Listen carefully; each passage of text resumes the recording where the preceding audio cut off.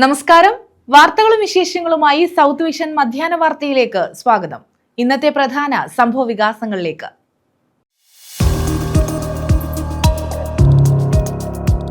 ഇന്ധനവില വീണ്ടും വർദ്ധിപ്പിച്ചു. പെട്രോളിന് 87 പൈസയും ഡീസലിന് 91 പൈസയുമാണ് വർദ്ധിപ്പിച്ചത്. 10 ദിവസത്തിനിടെ മൂന്നാമത്തെ തവണയാണ് വർധനവ്.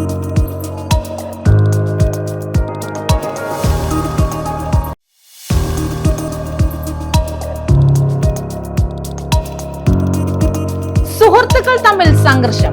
ഒരാൾ കുത്തേറ്റു മരിച്ചു. ഭാരതീപുരം തുമ്പോട് സ്വദേശി സുകുമാരനാണ് മരിച്ചത്. സംഭവത്തിൽ 2 പേർ കസ്റ്റഡിയിൽ.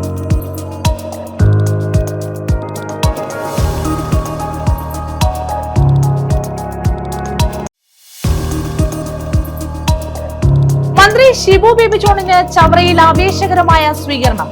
കാവനാട് ജംഗ്ഷനിൽ നിന്നുമാണ് സ്വീകരണം ആരംഭിച്ചത്. മന്ത്രി എം ലിജുവിന് കായംകുളത്ത് ഉജ്ജ്വല സ്വീകരണം. ഓച്ചിറയിൽ നിന്നുമാണ് സ്വീകരണം ആരംഭിച്ചത്.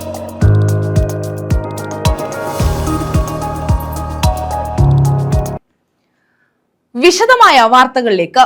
ഇന്ധനവില വീണ്ടും വർദ്ധിപ്പിച്ചു. പെട്രോളിന് 87 പൈസയും ഡീസലിന് 91 പൈസയുമാണ് വർദ്ധിപ്പിച്ചത്. 10 ദിവസത്തിനിടെ മൂന്നാമത്തെ തവണയാണ് ഇന്ധനവില വർദ്ധിപ്പിക്കുന്നത്.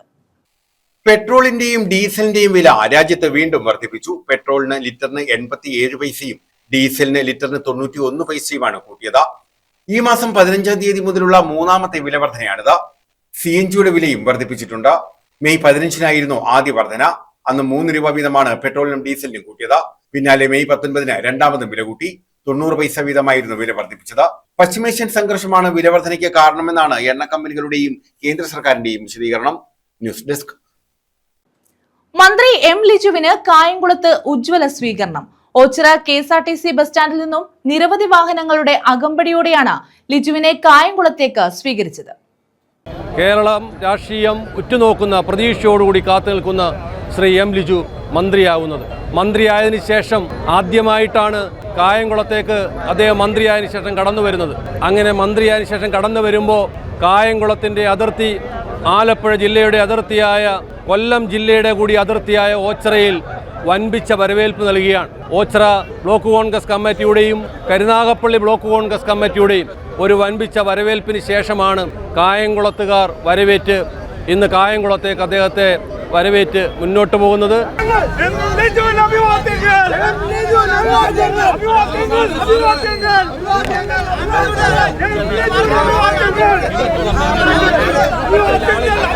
സഹകരണ എക്സൈസ് വകുപ്പ് മന്ത്രി എം ലിജുവിന് കായംകുളത്ത് ആവേശകരമായ സ്വീകരണമാണ് നൽകിയത്. മണ്ഡല അതിർത്തിയായ ഓച്ചിറയിൽ നിന്നുമായിരുന്നു സ്വീകരണം ആരംഭിച്ചത്. ഓച്ചിറ KSRTC ബസ് സ്റ്റാൻഡിന് സമീപത്തു നിന്നും നിരവധി വാഹനങ്ങളുടെ അകമ്പടിയോടെയാണ് മന്ത്രിയെ കായംകുളത്തേക്ക് ആനയിച്ചത്.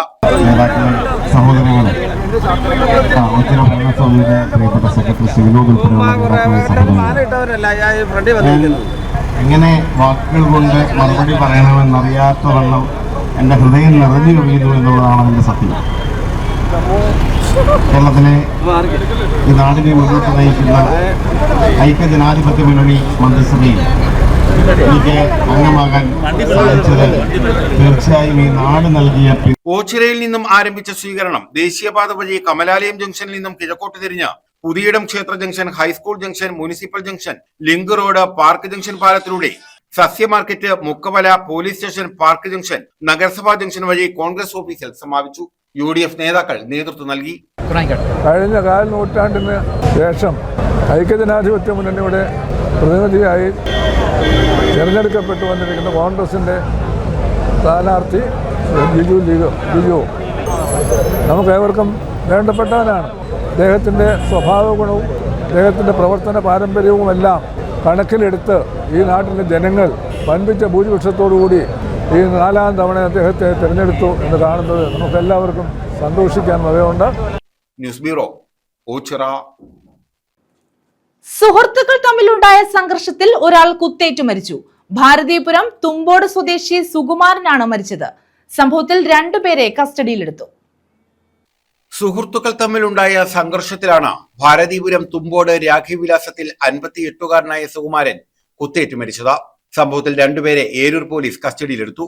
ഭാരതീപുരം തോട്ടമുക്ക് ചാലിൽ പുത്തൻ വീട്ടിൽ ജോൺ, പത്തടി വേങ്ങവള വീട്ടിൽ നഹാസ് എന്നിവരാണ് പിടിയിലായത്. വെള്ളിയാഴ്ച വൈകിട്ട് 6:30 പത്തടി കാത്തിരിപ്പ് കേന്ദ്രത്തിൽ ഇരിക്കുകയായിരുന്ന ഇവർ സംസാരിക്കുന്നതിനിടെയുണ്ടായ വാക്കുതർക്കത്തെ തുടർന്ന് സുകുമാരനെ കുത്തിപ്പരിക്കേൽപ്പിക്കുകയായിരുന്നു. നെഞ്ചിനും വാരിയലിനും കുത്തേറ്റ സുകുമാരൻ ഓടയ്ക്ക് സമീപം വീണു. നാട്ടുകാരും പോലീസും ചേർന്നാണ് സുകുമാരനെ അഞ്ചലിലെ സ്വകാര്യ ആശുപത്രിയിൽ എത്തിച്ചത്. എങ്കിലും രക്ഷിക്കാനായില്ല. വൈകിട്ട് ഒരു 6 മണിക്ക് ശേഷമാണ് പത്തടി വെയിറ്റ് ഷെഡിൽ അവിടെ ഇങ്ങനെ ഒരു സംഭവം നടന്നതായിട്ട് നമ്മൾ അറിയുന്നത്. അങ്ങനെ ഞാൻ ഓടി അവിടെ ചെല്ലുമ്പോൾ കുത്തുകൊണ്ട സുകുമാരണ്ണൻ അവിടെ ഓടയ്ക്ക് സമീപമായി കിടക്കുന്നതാണ് കണ്ടത്. പോലീസും സംഭവ സ്ഥലത്ത് തന്നെ ആ സ്പോട്ടിലെത്തി. അപ്പോൾ തന്നെ ആംബുലൻസ് വിളിച്ച് നമ്മൾ ഹോസ്പിറ്റലിൽ കൊണ്ടുവന്നു. ഹോസ്പിറ്റലിൽ കൊണ്ടുവന്നപ്പോൾ അറിയാൻ കഴിഞ്ഞു ആൾ മരണപ്പെട്ടു പോയി. വളരെ പ്രധാനമായൊരു സംഭവമായിരുന്നു. അവർ 3 പേരോ 4 പേരോ ആണ് ഉണ്ടായിരുന്നതാണ് നമുക്ക് അറിയാൻ പറ്റിയത്. എന്തായാലും ആൾ മരിച്ചിട്ടുണ്ട്. ബാക്കിയുള്ള നടപടിക്രമങ്ങൾ പൂർത്തിയായിക്കൊണ്ടിരിക്കുകയാണ്. പോലീസ് കസ്റ്റഡിയിലുള്ള 2 പേരെയാണ് പിടിച്ചത്. അവരുടെ പേര് വിവരങ്ങൾ കൃത്യത അറിയില്ല. 2 പേരെ പിടിച്ചു എന്ന് പോലീസ് ഇപ്പോൾ പറഞ്ഞിട്ടുണ്ട്. ഏരൂർ പോലീസ് മേൽ നടപടികൾ സ്വീകരിച്ചു. രാധയാണ് സുകുമാരന്റെ ഭാര്യ. രാഖി, സുജിത്ത് എന്നിവർ മക്കളാണ്. News bureau, Anchal. സിനിമയിലൂടെയും മികവുറ്റ വ്യക്തിത്വ വികാസം സാധ്യമാക്കാമെന്ന് മന്ത്രി PC വിഷ്ണുനാഥ്. കുട്ടികൾക്കായുള്ള സിനിമ ആസ്വാദന ക്യാമ്പ് ആശ്രാമത്ത് ഉദ്ഘാടനം ചെയ്യുകയായിരുന്നു അദ്ദേഹം. സിനിമയുമായി ബന്ധപ്പെട്ട പ്രാഥമിക അറിവുകൾ, മുഖാമുഖം ചലച്ചിത്ര പ്രദർശനം എന്നിവ ക്യാമ്പിന്റെ ഭാഗമായി നടത്തി. മികവുറ്റ വ്യക്തിത്വ വികാസത്തിന് സിനിമകളും സഹായകമെന്ന് സാംസ്കാരിക ടൂറിസം വകുപ്പ് മന്ത്രി PC വിഷ്ണുനാഥ്. സംസ്ഥാന ചലച്ചിത്ര അക്കാദമി, സാംസ്കാരിക വകുപ്പ് ഡയറക്ടറേറ്റ്, ശിശുക്ഷേമ സമിതി എന്നിവ സംയുക്തമായി സംഘടിപ്പിച്ച കുട്ടികൾക്കായുള്ള സിനിമാസ്വാദന ക്യാമ്പ് ഉദ്ഘാടനം ചെയ്യുകയായിരുന്നു അദ്ദേഹം. ആശ്രാമം ശ്രീനാരായണ ഗുരു സാംസ്കാരിക സമുച്ചയത്തിലാണ് ക്യാമ്പ് സംഘടിപ്പിച്ചത്. ലോക യാഥാർത്ഥ്യങ്ങളും സമകാലിക ജീവിതവും ശ്രദ്ധേയ ചലച്ചിത്ര സൃഷ്ടികളിലൂടെ അടുത്തറിയാം. സിനിമാസ്വാദനം പരിശീലിക്കുന്നതിലൂടെ ചലച്ചിത്ര പ്രവർത്തകരായി മാറാനുമാകും. വൈദേശിക സംസ്കാരങ്ങളെ പരിചയപ്പെടാനും സിനിമ അവസരമൊരുക്കുന്നു, മന്ത്രി വ്യക്തമാക്കി. സിനിമ എന്ന് പറയുന്നത്, ഇപ്പോൾ നമ്മൾ സിനിമ കാണുമ്പോൾ നമ്മൾ സിനിമയല്ല കാണുന്നത്, നമ്മൾ ലോകത്തെയാണ് കാണുന്നത്. ഇപ്പോൾ നിങ്ങൾ ഇവിടെ ഇരുന്നുകൊണ്ട് ലോകത്തെ കാണാനുള്ള ഒരു അവസരമാണ് സിനിമ കാണുമ്പോൾ ലഭിക്കുന്നത്. ഞാൻ 2000 മുതൽ IFFKയിൽ ഡെലിഗേറ്റായി. അടുത്ത കാലത്താണ് എനിക്ക് മറ്റു ചില സൗകര്യങ്ങളും റൂമിൽ പാസും ഒക്കെ കിട്ടിത്തുടങ്ങിയത്. 2000 ഞാൻ തിരുവനന്തപുരത്ത് ലോ കോളേജിൽ പഠിക്കാനായിട്ട് ആദ്യമായിട്ട് തിരുവനന്തപുരത്ത് എത്തുന്നത്. ശാസ്താംകോട്ട കോളേജിൽ എൻ്റെ ഡിഗ്രി പൂർത്തിയായി. 2000 ഞാൻ ലോ കോളേജിൽ പഠിക്കാൻ ചെന്നു. ആ വർഷം തന്നെ ഞാൻ ആ വർഷത്തെ IFFKയിൽ ഡെലിഗേറ്റ് ആയ ഒരാളാണ്. അപ്പോൾ ഏതാണ്ട് 25 നൂറ്റാണ്ട് IFFKയിൽ സിനിമ കണ്ടിട്ടുള്ള ഒരാളാണ്. അപ്പോൾ പിന്നീട് പൊതുപ്രവർത്തനത്തിൽ, അന്ന് വിദ്യാർത്ഥി സംഘടനാ പ്രവർത്തനമായിരുന്നു, പൊതുപ്രവർത്തനത്തിൽ സജീവമാകുമ്പോൾ ആളുകളൊക്കെ ഒന്ന് ചോദിച്ചിട്ടുണ്ട്. MLA ആയതിനു ശേഷവും നിരന്തരം സ്ഥിരമായി ഞാൻ പോകുമായിരുന്നു. അപ്പോൾ ഇതിനൊക്കെ സമയം കിട്ടാറുണ്ട്. സമയം നമുക്ക് കിട്ടും. സിനിമ കാണാൻ സമയം കിട്ടണമെന്ന് വിചാരിച്ചാൽ സിനിമ കാണാൻ സമയം കിട്ടും. കാരണം ഇത് സിനിമ കാണുന്നത് ഒരു വിനോദം എന്ന നിലയിലല്ല. ഒരു പൊതുപ്രവർത്തകൻ, ഒരു ജനപ്രതിനിധി, ഒരു രാഷ്ട്രീയ പ്രവർത്തകൻ, ജനങ്ങൾക്കിടയിൽ പ്രവർത്തിക്കുന്ന ഒരാൾ ലോകത്തെ മനസ്സിലാക്കാൻ ലഭിക്കുന്ന ഏറ്റവും വലിയ അവസരമാണ്. ലോക സിനിമകൾ വരുമ്പോൾ അത് നമ്മൾ പോയി കാണുക എന്ന് പറഞ്ഞാൽ അവിടെയെല്ലാം എന്താണ് നടക്കുന്നത്, അവിടെയെല്ലാം ജീവിതങ്ങളിൽ എന്താണ് സംഭവിക്കുന്നത് എന്നൊക്കെ മനസ്സിലാക്കാൻ ഇനി അവിടെ വരെ പോകാൻ കഴിയാത്തവർക്കും സിനിമകളിൽ കൂടി അത് മനസ്സിലാക്കാൻ കഴിയും. അപ്പോൾ സിനിമ കാണുക എന്നുള്ളത് ലോകം കാണുക എന്നതാണ് എന്ന ഒരു ബോധ്യത്തിലാണ്, ആ ഗൗരവത്തിലായിരുന്നു ഈ ചലച്ചിത്ര മേളകളിലെ സിനിമകൾ കാണാൻ പോയിരുന്നത്. സത്യജിത് റായുടെ ഹ്രസ്വചിത്രം 2A ഫിലിം ഫാബിൽ, ഇറാനിയൻ ചിത്രം ദ സൈലൻസ് എന്നിവ പ്രദർശിപ്പിച്ചു. 70 കുട്ടികളാണ് ക്യാമ്പിൽ പങ്കെടുത്തത്. അഭിനയം, സംവിധാനം, തിരക്കഥ, ഛായാഗ്രഹണം, എഡിറ്റിംഗ് എന്നിവയുടെ പ്രാഥമിക അറിവുകൾ, ചലച്ചിത്ര പ്രവർത്തകരുമായുള്ള മുഖാമുഖം, ക്ലാസിക് ചലച്ചിത്രങ്ങളുടെ പ്രദർശനം, സംഗീത പരിപാടികൾ എന്നിവയാണ് ക്യാമ്പിന്റെ ഭാഗമാകുന്നത്. ചലച്ചിത്ര അഭിനേതാക്കളും സാങ്കേതിക പ്രവർത്തകരുമാണ് ക്ലാസുകൾ നയിക്കുന്നത്. മേയർ AK ഹഫീസ് അധ്യക്ഷത വഹിച്ചു. കൗൺസിലർ കുരുവിള ജോസഫ്, സാംസ്കാരിക വകുപ്പ് ഡയറക്ടർ ദിവ്യ S അയ്യർ, ജില്ലാ ശിശുക്ഷേമ സമിതി സെക്രട്ടറി D ഷൈൻ ദേവ്, ചലച്ചിത്ര പ്രവർത്തക കുക്കു പരമേശ്വരൻ, ക്യാമ്പ് ഡയറക്ടറും ചലച്ചിത്ര നടിയുമായ ജോളി ചിറയത്ത്, ചലച്ചിത്ര അക്കാദമി സെക്രട്ടറി C അജോയി തുടങ്ങിയവർ പങ്കെടുത്തു. ന്യൂസ് ബ്യൂറോ, കൊല്ലം. മന്ത്രി ഷിബു ബേബി ജോണിന് ചവറയിൽ ആവേശകരമായ സ്വീകരണം. കാവനാട് ജംഗ്ഷനിൽ നിന്ന് ആരംഭിച്ച സ്വീകരണം തെക്കും ഭാഗത്ത് സമാപിച്ചു. കാവനാട് നിന്നും 100 കണക്കിന് പേരുടെ അകമ്പടിയോടെയാണ് മന്ത്രിയെ സ്വീകരിച്ചത്. മന്ത്രി ഷിബു ബേബി ജോണിനാണ് ചവറ മണ്ഡലത്തിൽ ആവേശകരമായ സ്വീകരണം നൽകിയത്. കാവനാട് ജംഗ്ഷനിൽ നിന്നും ആരംഭിച്ച പര്യടനം ചവറ തെക്കും ഭാഗത്ത് സമാപിച്ചു. മണ്ഡലം അതിർത്തിയായ കാവനാട് 100 കണക്കിന് പേരുടെ നേതൃത്വത്തിലായിരുന്നു മന്ത്രിയെ സ്വീകരിച്ചത്. ശക്തികുളങ്ങര, നീണ്ടകര, ചവറ ബസ് സ്റ്റാൻഡ്, കൊട്ടുകാട് എന്നിവിടങ്ങളിൽ സ്വീകരണം നൽകി.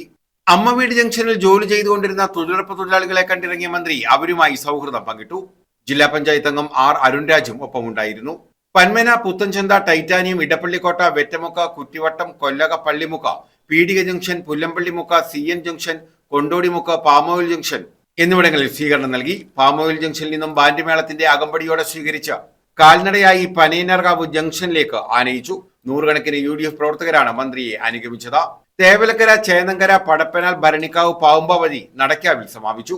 UDF നിയോജകമണ്ഡലം chairman Kolath Venugopal, convener Justin John, block panchayat president Shamla Noushad, ഗ്രാമപഞ്ചായത്ത് പ്രസിഡന്റുമാരായ സന്തോഷ് തുപ്പാശ്ശേരി, S അനിൽ, അംബികാദേവി, ജില്ലാ പഞ്ചായത്ത് അംഗം I ജയലക്ഷ്മി, UDF നേതാക്കളായ R ജയകുമാർ, ഗിരീഷ് കുമാർ മേച്ചേജത്ത, CP സുധീഷ് കുമാർ, കോക്കാട്ട് റഹീം, വാദയിൽ അസീസ്, C ഉണ്ണികൃഷ്ണൻ തുടങ്ങിയവർ സ്വീകരണ പര്യടനത്തെ അനുഗമിച്ചു.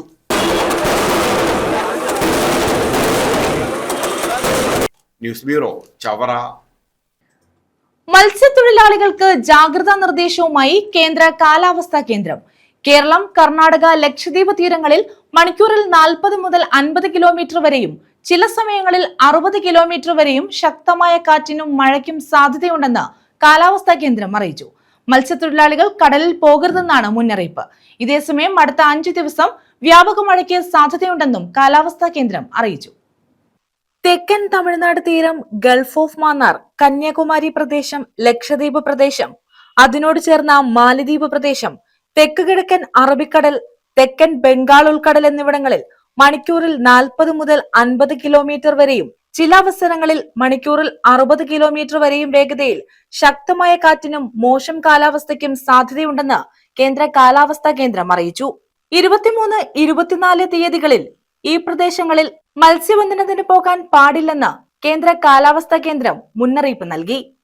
ഇതേസമയം സംസ്ഥാനത്ത് മഴ കനക്കുകയാണ്. അടുത്ത 5 ദിവസം വ്യാപക മഴയ്ക്ക് സാധ്യതയുണ്ടെന്ന് കാലാവസ്ഥാ വകുപ്പ് അറിയിച്ചു. ശക്തമായ കാറ്റിനും ഇടിമിന്നലിനും സാധ്യതയുള്ളതിനാൽ ജാഗ്രത പാലിക്കണമെന്നും മുന്നറിയിപ്പ് നൽകി.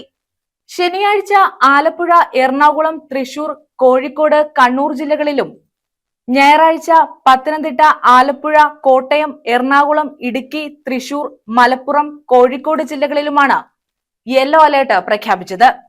ആലപ്പുഴ ജില്ലയിൽ അതിശക്തമായ മഴയ്ക്ക് സാധ്യതയുണ്ടെന്നും കേന്ദ്ര കാലാവസ്ഥാ വകുപ്പ് അറിയിച്ചു. ഒറ്റപ്പെട്ട ശക്തമായ മഴയ്ക്കുള്ള സാധ്യതയാണ് പ്രവചിച്ചിട്ടുള്ളത്. News desk.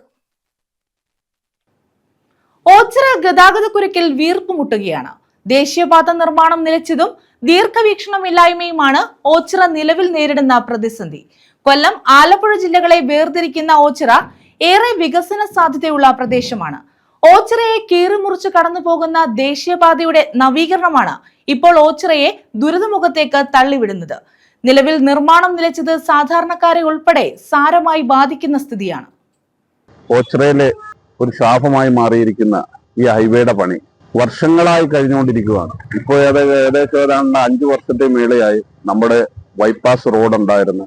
നമ്മുടെ ഓച്ചിറയിലെ ടൗണിലെ തിരക്കുകൾ കുറയ്ക്കാൻ വേണ്ടിയുള്ള ഒരു റോഡായിരുന്നു ബൈപ്പാസ് എന്ന് പറയുന്നത്. അത് പുതിയ ഹൈവേക്ക് വേണ്ടി നമ്മൾ എടുത്തിട്ട് അതിന്റെ പണി നടന്നുകൊണ്ടിരിക്കുന്നു. 5 വർഷം കൊണ്ട് ഏതാണ്ട് ഇപ്പം 2 വർഷം കൊണ്ട് എഴഞ്ഞു നീങ്ങിക്കൊണ്ടിരിക്കുകയാണ്. എല്ലാ വണ്ടികളും, അതായത് എറണാകുളം പോകുന്നതായാലും തിരുവനന്തപുരം പോകുന്നതായാലും സർവ്വ വണ്ടികളും വരുന്നത് നമ്മുടെ ബൈപ്പാസ്, അതായത് നമ്മുടെ അമ്പലത്തിന്റെ ഫ്രണ്ടിൽ കൂടെയുള്ള റോഡിൽ കൂടാണ്. ജനങ്ങളുടെ ജീവിതത്തിൽ ഏറ്റവും കൂടുതൽ ദുരിതം അനുഭവിക്കുന്ന സമയത്തിലാണ് ഇപ്പോൾ. പള്ളിയിലേക്കും അമ്പലങ്ങളിലേക്കും മറ്റുള്ള മാർക്കറ്റിലേക്കും പോകാനുള്ള ആകപ്പാടുള്ള റോഡിനകത്ത് എല്ലാ വണ്ടികളും വന്ന് എന്നും വാഹനക്കുരുക്കുകളും അപകടങ്ങളും ആണ്. സാംസ്കാരികവും ചരിത്രപരവുമായി ഏറെ പ്രാധാന്യമുള്ള ഭൂമികയാണ് ഓച്ചിറ. ദേശീയപാത വികസനം ഓച്ചിറയുടെ വികസനത്തിന് ഏറെ മുതൽക്കൂട്ടാകുമെന്നായിരുന്നു പ്രതീക്ഷ. മണ്ണിട്ടുയർത്തി നിർമ്മിക്കുന്ന ഉയരപ്പാതയുടെ നിർമ്മാണം പ്രതിഷേധങ്ങൾക്ക് കാരണമായി. പില്ലർ എലിവേറ്റഡ് ഹൈവേ നിർമ്മിക്കണമെന്ന ആവശ്യവുമായി ആക്ഷൻ കൗൺസിൽ രൂപം കൊണ്ടു. സമരങ്ങൾ ഏറെ നടന്നു. നിലവിൽ സമാന്തര പാതകൾ ഉണ്ടായിട്ടും ഗതാഗതം തിരിച്ചുവിടാതെ നിർമ്മാണ കമ്പനി യാത്രക്കാരെയും നാട്ടുകാരെയും വെല്ലുവിളിക്കുന്നു. ടൗൺ എന്ന് പറയുമ്പോൾ നാഷണൽ ഹൈവേയുടെ പുതിയ പണിയുമായി ബന്ധപ്പെട്ട് ഏറ്റവും കൂടുതൽ ഗതാഗതക്കുരുക്കുണ്ടാകുന്ന ഒരു സ്ഥലമായി മാറിയിരിക്കുകയാണ്. ഒരുപക്ഷെ നാഷണൽ ഹൈവേ നിർമ്മാണവുമായി ബന്ധപ്പെട്ട് ഏറ്റവും കൂടുതൽ ദുരിതങ്ങൾ അനുഭവിക്കുന്നത് ഓച്ചിറ പഞ്ചായത്ത് നിവാസികളാണ്. കാരണം നമുക്ക് ഈ ഓച്ചിറ പഞ്ചായത്തിലെ പുതിയ ഹൈവേ പോകുന്ന സ്ഥലം, അവിടെ 2 അപ്രോച്ച് റോഡുകളുണ്ട്.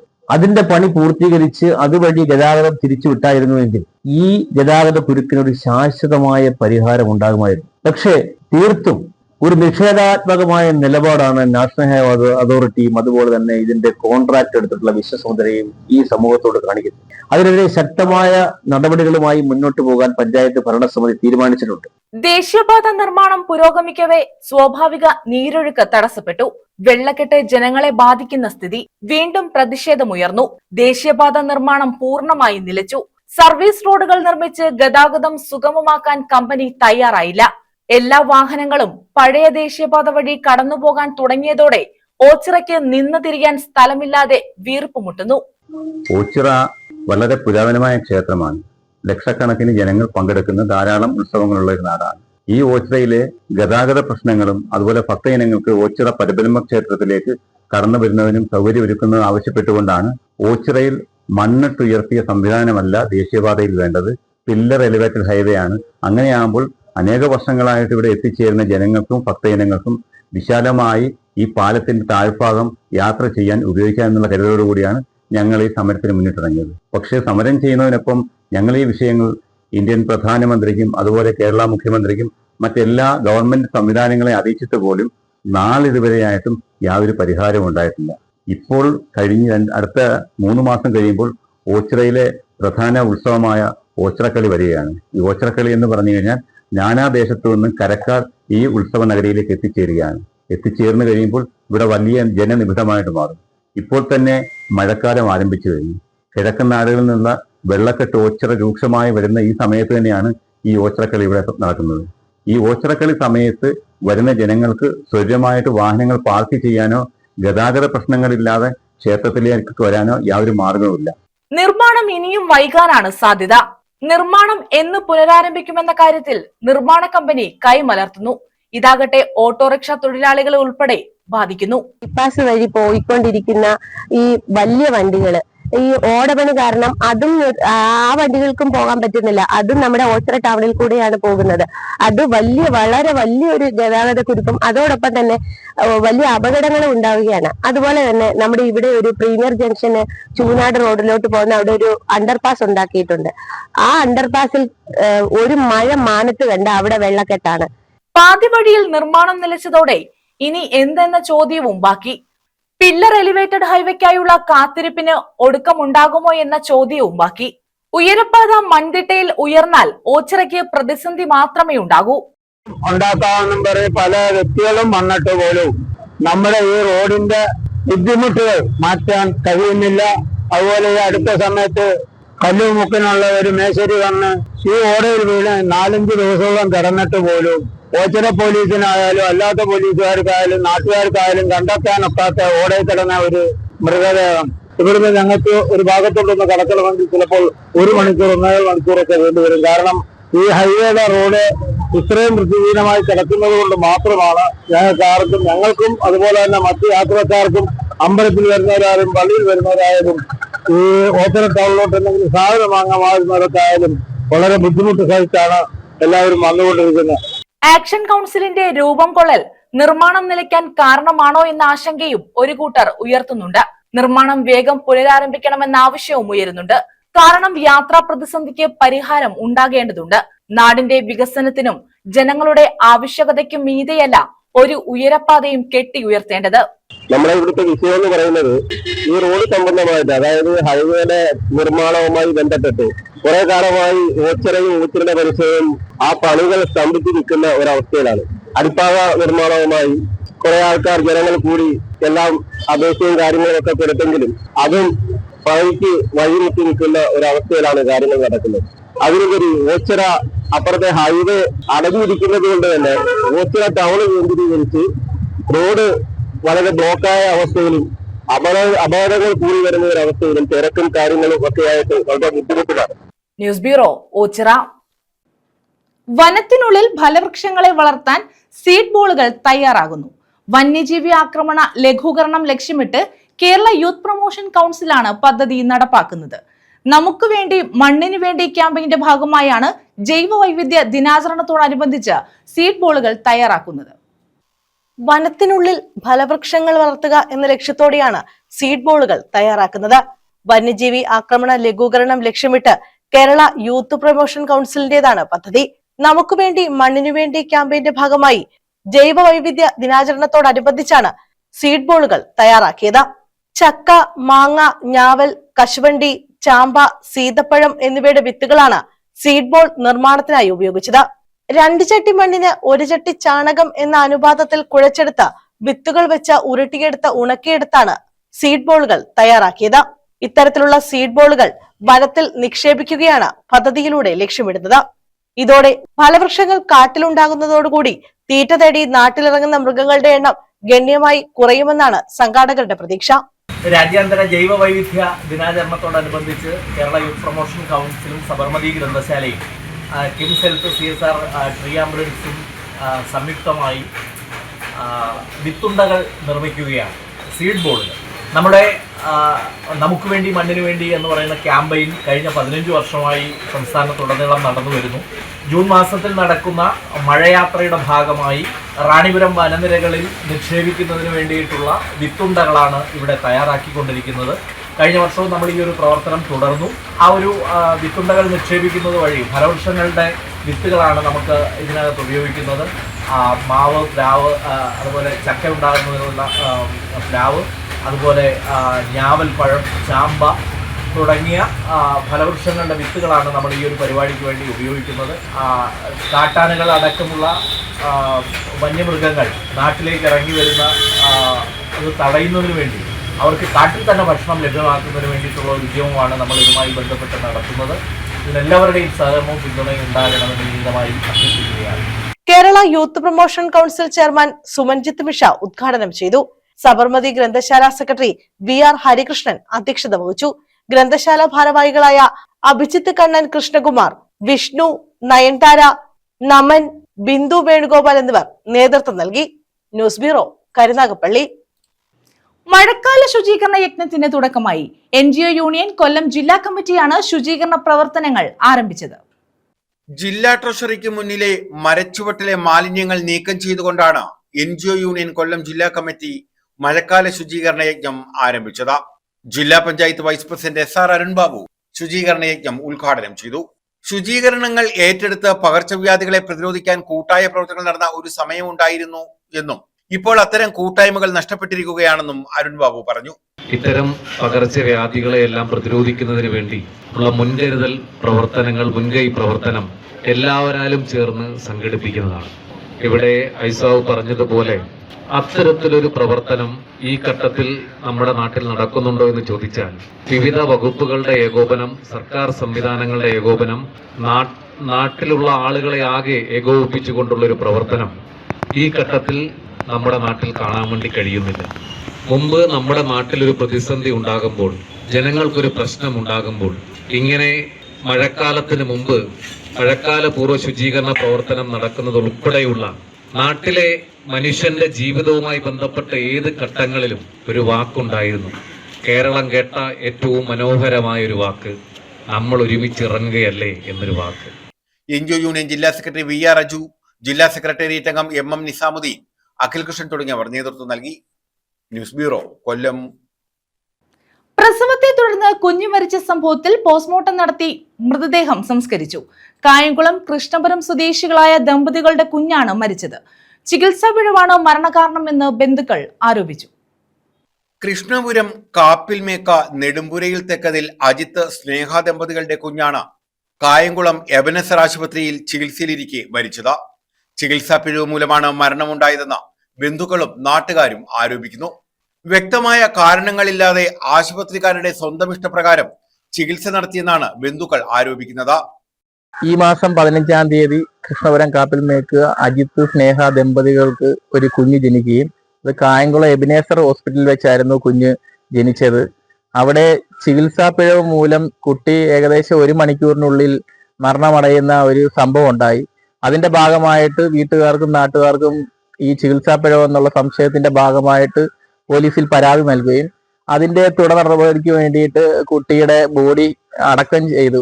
ഇതൊന്നും ആലോചിക്കാതെയാണ്, അതല്ല അന്നേരത്തെ ഒരു വിഷമസ്ഥിതിയിൽ ഈ ബോഡി അടക്കം ചെയ്യുകയാണ് ഉണ്ടായത്. അതിന് തൊട്ടടുത്ത ദിവസമാണ് കംപ്ലൈന്റ് പോലീസ് സ്റ്റേഷനിൽ നൽകുന്നത്.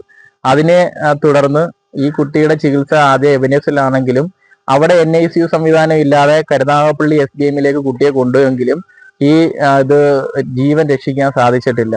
കുട്ടിയുടെ മരണത്തിന് പിന്നിൽ ഇതേപോലെ ഡോക്ടർമാരുടെ കയ്യിൽ നിന്നുണ്ടായ ചികിത്സാ പിഴവെന്നാണ് വീട്ടുകാരുടെയും നാട്ടുകാരുടെയും ആരോപണം. കുഞ്ഞ് ജനിച്ചു കഴിഞ്ഞതിനു ശേഷം ആവശ്യമായ പരിചരണം നൽകുന്നതിൽ വീഴ്ച പറ്റിയെന്ന് മാതാപിതാക്കളും പറയുന്നു. പരാതിയെ തുടർന്ന് കായംകുളം പോലീസ് കുട്ടിയുടെ മൃതദേഹം പുറത്തെടുത്ത ഇൻക്വസ്റ്റും പോസ്റ്റ്മോർട്ടം നടപടികളും നടത്തി. വീണ്ടും സംസ്കാരവും നടത്തി. കുട്ടിയുടെ മരണത്തിൽ ശക്തമായ അന്വേഷണം വേണമെന്ന് നാട്ടുകാരും ആവശ്യപ്പെടുന്നു.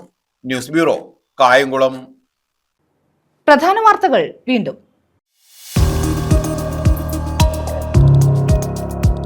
ഇന്ധനവില വീണ്ടും വർദ്ധിപ്പിച്ചു. പെട്രോളിന് 87 പൈസയും ഡീസലിന് 91 പൈസയുമാണ് വർദ്ധിപ്പിച്ചത്. 10 ദിവസത്തിനിടെ മൂന്നാമത്തെ തവണയാണ് വർധനവ്.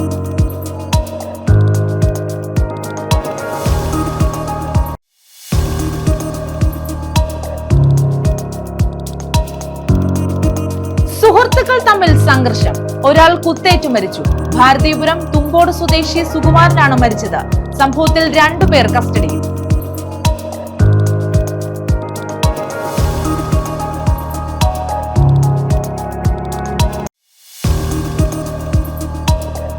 മന്ത്രി ഷിബു ബേബി ജോണിന് ചവറയിൽ ആവേശകരമായ സ്വീകരണം. കാവനാട് ജംഗ്ഷനിൽ നിന്നുമാണ് സ്വീകരണം ആരംഭിച്ചത്. മന്ത്രി എം ലിജുവിന് കായംകുളത്ത് ഉജ്ജ്വല സ്വീകരണം. ഓച്ചിറയിൽ നിന്നുമാണ് സ്വീകരണം ആരംഭിച്ചത്.